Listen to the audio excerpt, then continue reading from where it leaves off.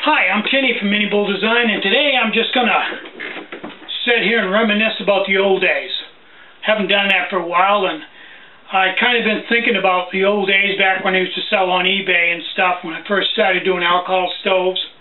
Got a few stories to tell, and this will make another video. Now, the members of the cult, as it's been called, most of them are old stovies from way back.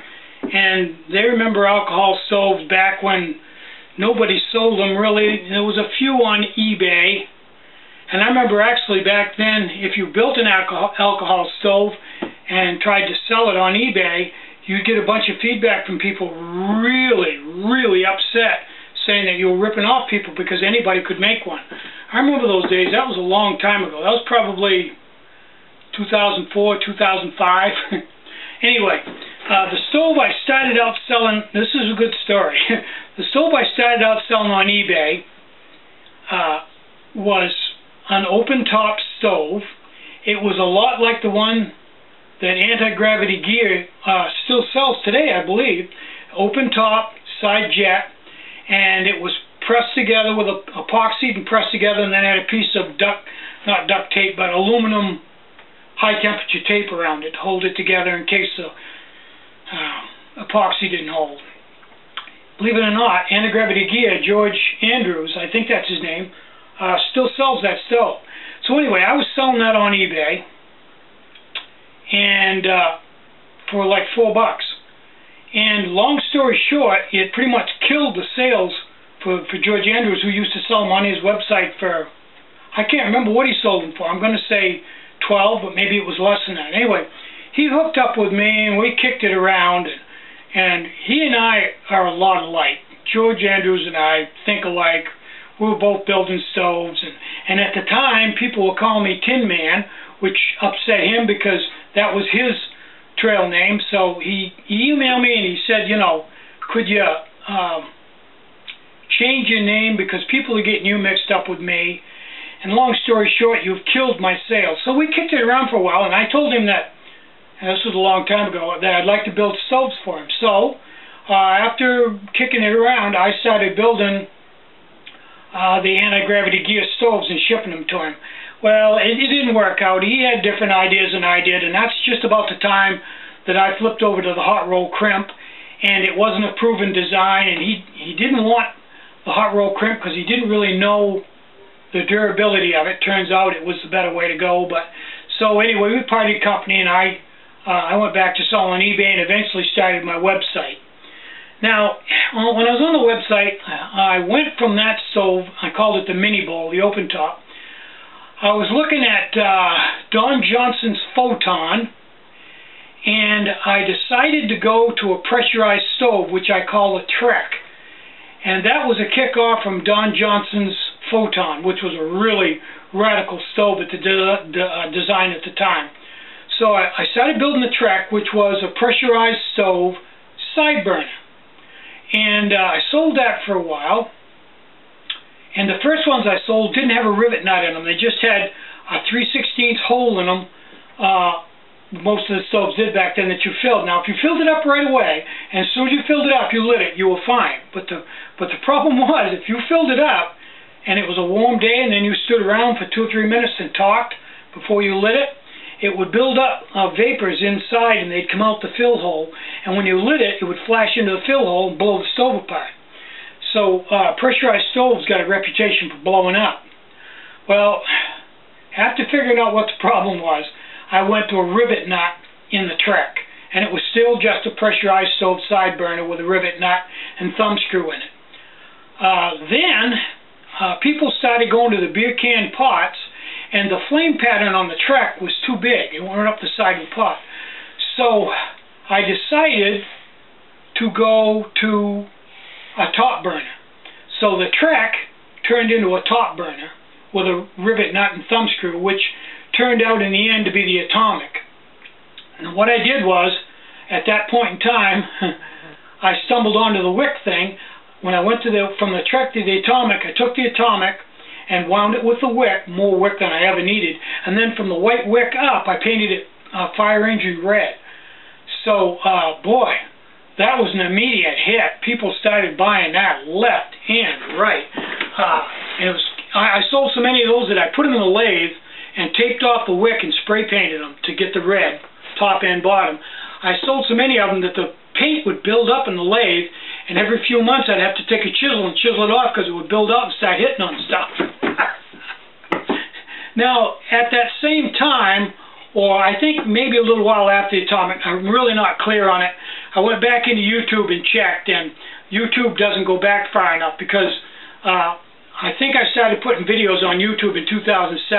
But before that, a couple of websites back, I had a really big blog on one of my websites, and everything that I am doing in video today, I typed in letter form and copied and pasted in pictures, and that's how it went. And that was a huge forum with a lot of comments, and when I moved to the next website, I lost that. And I think that's about the time, I know that's about the time we were working with the Atomic, so it's not on YouTube because it was before YouTube.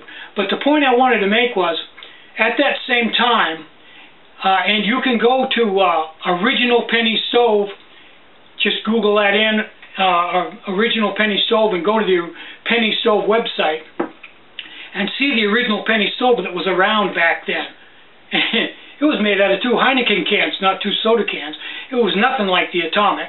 It was a Heineken can bottom, cut off most of the way up on the bottom ring, and then another bottom cut off, I think, below the ring, and then turned over and pressed in, and it was a top jetted deal, had a 3/16 hole in it with a penny, tended to blow up just the same way. So, that was about the same time. So people have asked where the Atomic came from. It came from Don Johnson's photon stove, actually, which was never any intellectual rights to it. It was put right on the internet for people with the directions and everything for people. It was one of those things. It was a public offering. And also, even today, the original penny stove, when it first came out, up to today, is on a website dedicated to the penny stove. Very high quality website, nice graphics, and you can click and look at all the different steps about it, and it's a free offering to the public, and it never was a private situation. Nobody ever sold it that I know of, not exclusively, and it was but you see, if you're not a stovey, if you haven't been in this for a long time, you wouldn't know that. You would just go on the internet and see the penny stove, and now I clicked on penny stove on YouTube, and yeah, now they make it out of 2 12-ounce cans, and I guess it's basically an Atomic, which is kind of ironic because it's actually a copy of the Atomic, which, you know, I don't care one way or the other, because all those stoves are kind of vague. They're on Zen stove, and they're all variations of one. All those soda can stoves are. Now, I also made a stove called the Stealth, which was a pressurized, like the little Elite stove, but pressurized. And I also made an Elite. The original Elite I made was made out of the top of the soda can, like the one I make now, and it had the lips type thing that went into it. Well, I had a really hard time with that. Never could really get that template made just right to get just the right curve on it. And I found out later on that the radiuses on the can, some of them, different companies were different, and that's one reason that's really sensitive between the 2 diameters. So I struggled that. I sold a gazillion of them. I used to, in fact, Backpacking Light used to buy them and sell them on their website. So I sold that. I'm not even sure it was called an Elite. I think they called it something else, but it was on Backpacking Light, and I sold it to them, and I made it. But I finally got tired of building that odd-shaped piece, and I never could get it the way I wanted to. Although I perfected it now, but I'm older and wiser. So I went to the next model after that, the Elite after that, which was made out of 2 bottoms, and is the same on the top and the bottom with the top cut out. And that was much easier because they were both the same diameter, top and bottom, and it was a much easier stove to make. And I went to that and sold that for quite a while. Finally dropped it and went to, I believe, the Stealth. No, not the Stealth, the Sith. I made the big Sith out of iced tea cans, and then I made the mini Sith. Now, the calling card of the Sith was that the bottom of the stove didn't set on the ground. It was a side burner stove, but it had a third can on the bottom that kept the bottom about a half an inch off the ground. Side jetted, had a wick on it. It was a fairly tall stove because it was 3 layers thick. And I painted Sith because that's when the Star Wars movie Revenge of the Sith something came out. And I took it from the Sith's makeup, and it was red and black, real stark looking stove with the white wick on it. And it was a good looking stove and a real good seller. And then I made the little version out of the energy drink cans called the Mini Sith, and that was a cult classic. People still have that stove. So I basically beat my gums enough for this video. I'll make another video and continue with where things went, but just wanted to straighten things out on the penny stove, which was made out of a Heineken can. And you can go there and check that out. Just type in old penny stove, and I think you'll find a website where you can see it. And not to confuse it with the new one and with my old Atomic. I'm Tinny from Mini Bull Design. Get out and hike, take a friend.